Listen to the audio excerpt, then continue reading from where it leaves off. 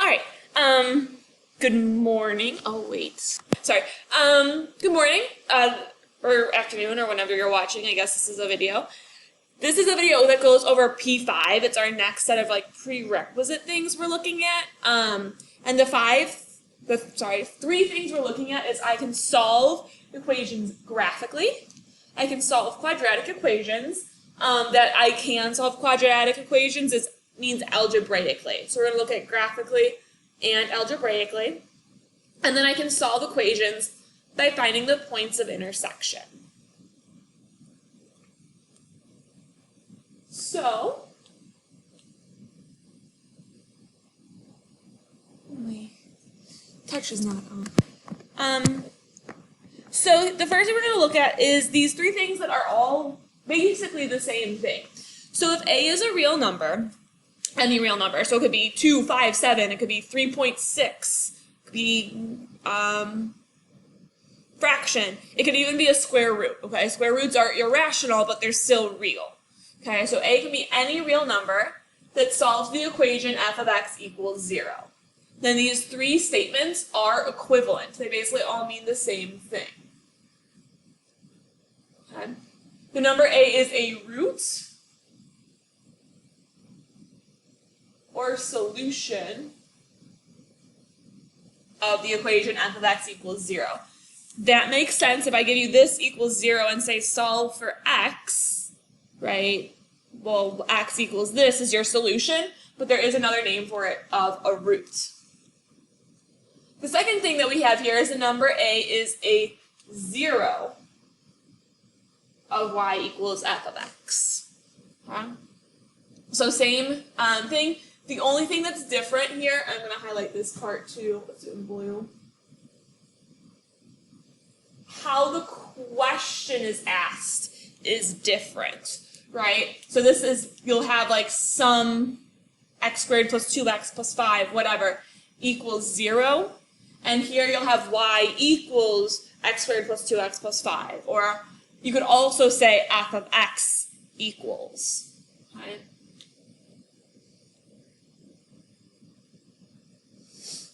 But the answer is going to be the same, right? Both of these are just the number A. Right? So x equals A, x equals A. Looking at our third point, the point A0. So now that's different from the number, right? This is now a point, is an x-intercept of the graph y equals f of x. Okay, so in this one, it's still in this same form as the second one when it asks the question, but your answer is going to be in a completely different form.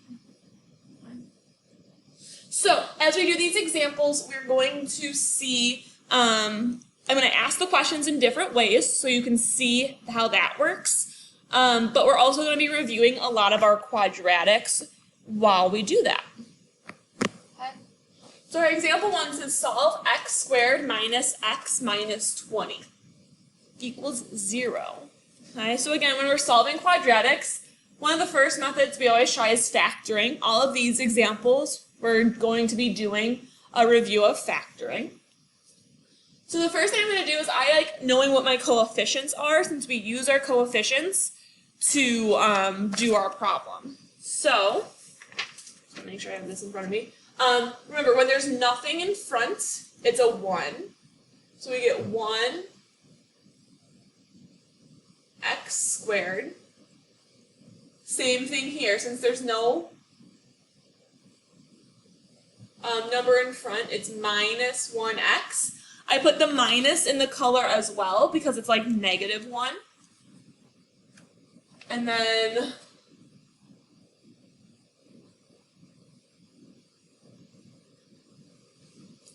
minus 20 equals 0. So when we're factoring, remember we're kind of the basics, we're multiplying to the last number and adding to that middle number. But remember, if there's a number in front, something weird happens. So I just, even though it's just a 1, I sometimes like to just go, okay, 1's a number. I'm going to pretend I'm going to do the problem like the whole way. So really we have to multiply 1 times negative 20. It doesn't like multiplication signs. I want it filled in though. Whatever.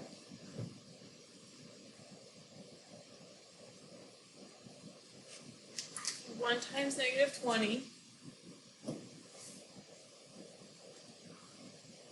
equals, right, what is 1 times negative 20? Negative 20. Okay, so whatever that multiplication comes out to, that's what goes on top of your big X. And then whatever number is here in the middle, so that's that negative 1, goes on bottom. Don't forget your positives and negatives. Okay. So now, remember, we are multiplying to that negative 20, and we are adding to negative 1. So we're finding our two numbers that multiply to negative 20 and add to negative 1. You just got to try numbers. A lot of this is just guess and check. So we have, I believe it's negative 5 and positive 4, right? Negative 5 times 4 is negative 20, and negative 5 plus 4 equals negative 1. So then we write it like x minus 5 times x plus 4 equals 0. Then I said each of these equal to 0, right? To finish solving, we have x minus 5 equals 0, and x plus 4 equals 0. Always do the opposite, so I'm adding 5. And same thing here, doing the opposite, I'm subtracting 4.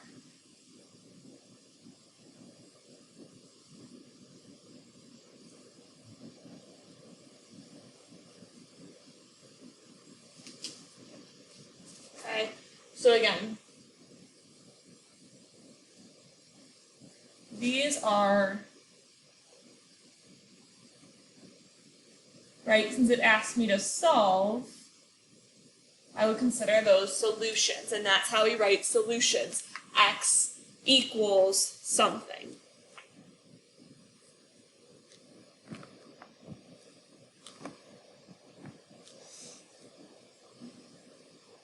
All right, let's move on to example 2. This one is asking us to find the zeros of y equals 2x squared plus 5x minus 3.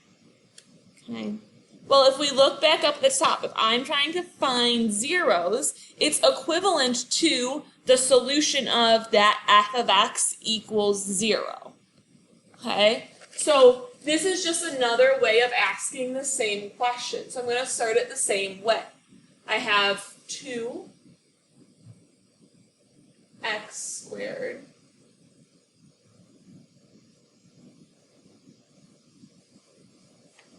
plus 5, oops, that's what it, x in black there, and then minus 3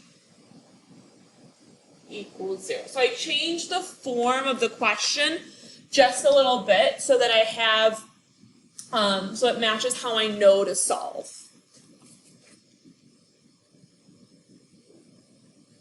Okay, then I do the same thing. I want to multiply 2 times negative 3 equals, well, 2 times negative 3 is negative 6.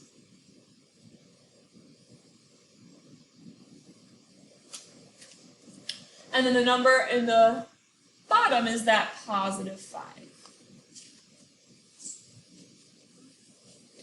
So I'm looking for my two numbers that multiply to negative 6 and add to 5. I think 6's and 5's are the hardest because you have 1 and 6, and 2 and 3 both can give you 5s. So just be very careful. But this is going to be positive 6 and negative 1. Right? 6 times negative 1 is negative 6. 6 plus negative 1 is 5. When you do have that number actually in front, it's very important, and I should have done this on the last problem, we always then divide by whatever number is in front. Okay. So 6 divided by 2 is 3. Negative 1/2 is just negative 1/2.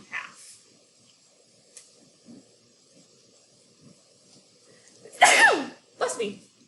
Okay, so we have x plus 3. Now here, remember, if there's a number, we don't just write x minus 1/2. We slide it out, okay? So this is 2x minus 1.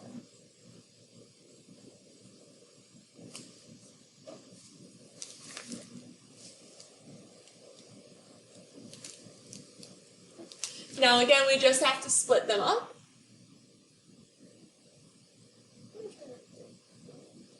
So we have x plus 3 equals 0.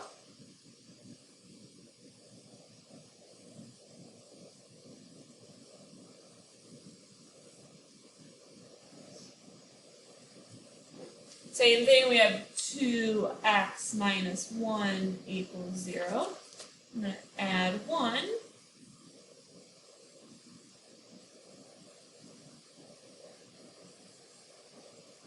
Divide by 2. And we get x equals 1/2. So we get x equals negative 3 and x equals 1/2.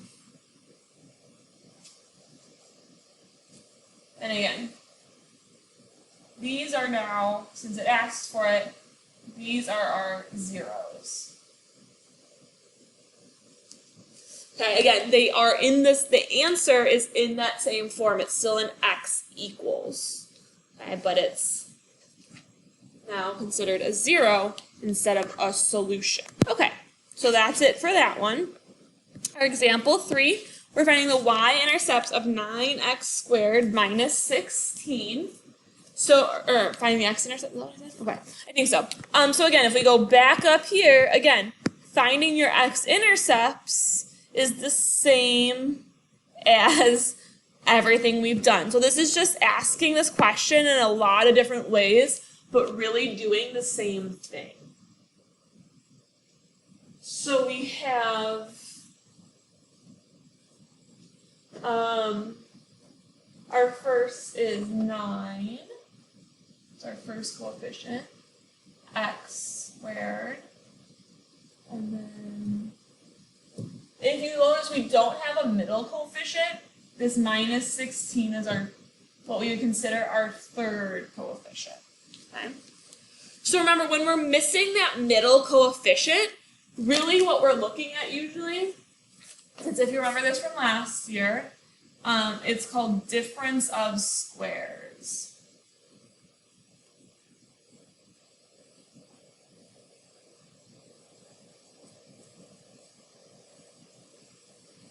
Okay, so this is just like a special case. Okay, so we have difference of squares. So what we do is we take this first term, this 9x squared, and we square root it. And the square root of 9x squared is 3x.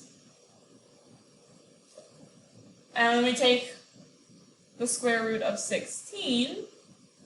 The square root of 16 is 4. Okay? Then, this just has a very special way of writing it. So you take those two numbers, and we have 3x, and we add them together.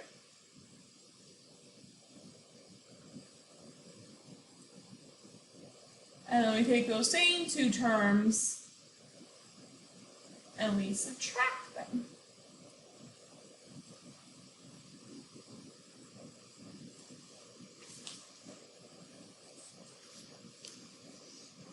gonna need more space, I can tell.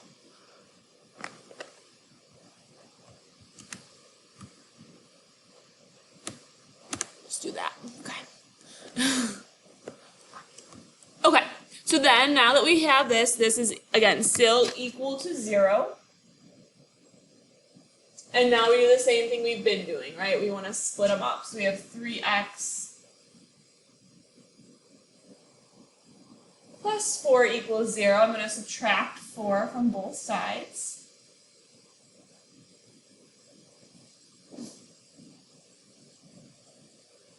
And then we want to divide by 3. Sorry, my equal sign and my negative sign kind of got. I need more space. X equals, now we're good. Negative 4/3. The same thing with the other ones. We have 3x minus 4 equals 0. We're going to add 4.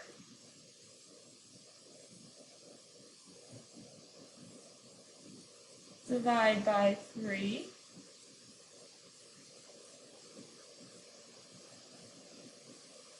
And so x equals 4/3. So we have x equals negative 4/3 and x equals 4/3. However, if we look back at the question, we're finding the x-intercepts. And again, if we go back up to that definition, the point A0 is an x-intercept. Okay? So I need to write these as x-intercepts, since that's what my question is asking for. So this is going to be negative 4/3 0. And this is going to be 4. Okay?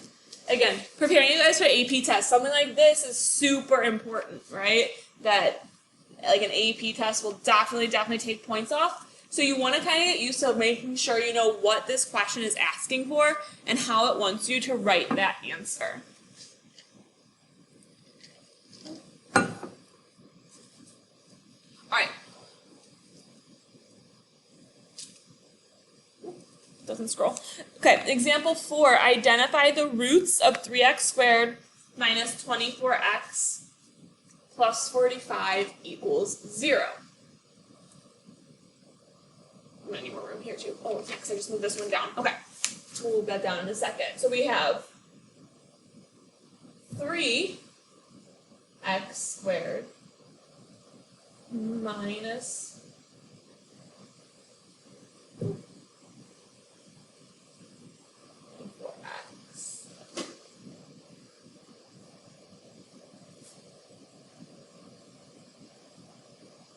plus 45 equals 0.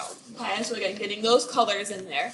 Now if I look at this one, if I multiply 3 times 45, I'm going to have a very large number. Then adding to 24, that's also very large. It's going to have so many options. So remember, something we can always do, which none of our other problems had, is look for that greatest common factor.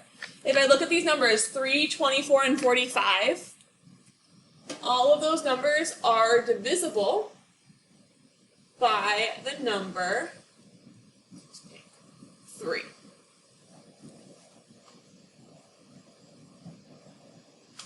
Okay, so I can take a 3 out of all of those. Remember, that 3 doesn't disappear. It goes on the outside, and everything left is in parentheses. Okay?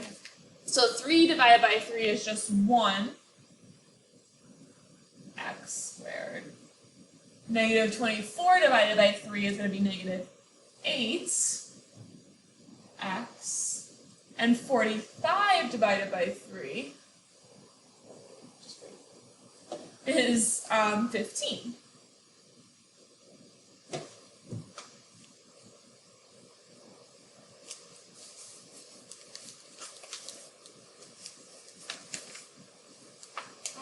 So we have 1x squared minus 8x plus 15. So now this is what we have to factor. It makes it a lot easier, right? So now I'm going to be doing that same thing. Move this whole thing down.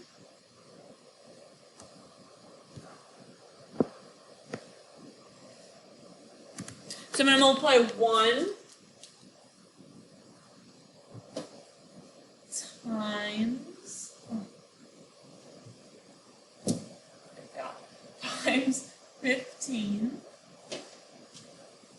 1 times 15 is just 15.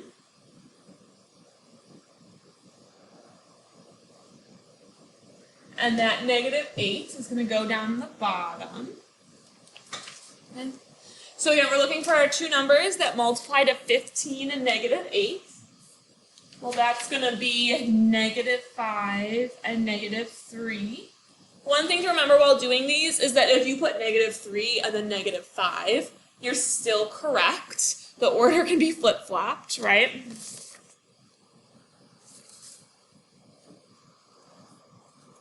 Then the other thing is, I would just be in the habit of always dividing by what this is. Well, this is 1. So again, it doesn't change. But if you do it every time, then when you have to do it, you won't forget about it.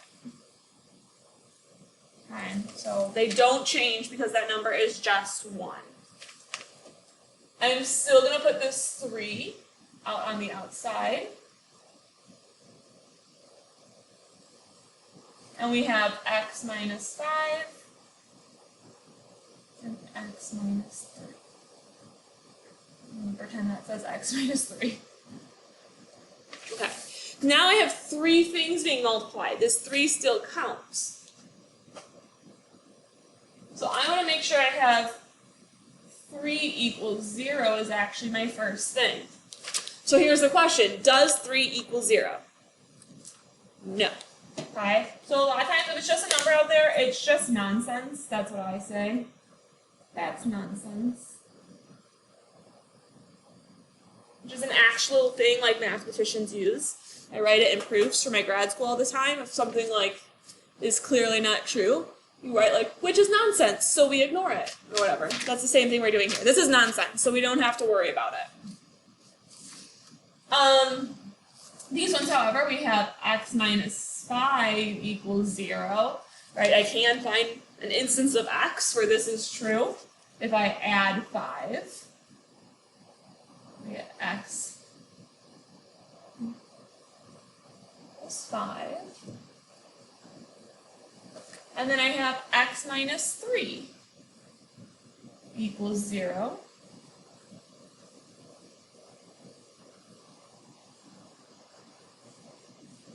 We get x equals 3.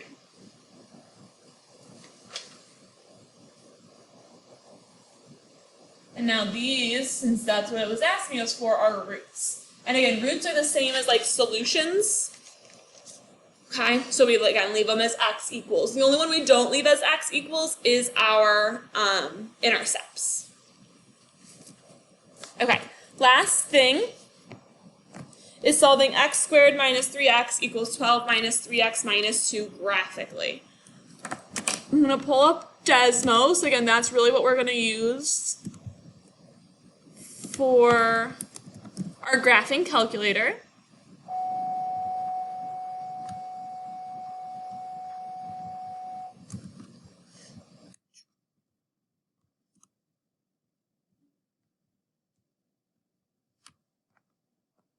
So we're going to solve x squared minus 3x minus 12 equals 12 times 3x minus 2 graphically. Okay, put that in there.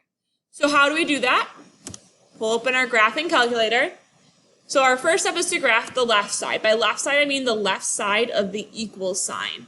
So I'm going to type in x squared minus 3x. Okay, that's the left side. Our right side is 12 minus 3 times x minus 2. Identify the points of intersection. This one's easy. It's right here, and it lights up for you. So that's that 4.243, 5.272. You might have to zoom out. Okay, you can kind of see this is probably going to hit it, and it does up here. Okay, so make sure you're always looking for the whole picture. So we get negative 4.243, 30.728.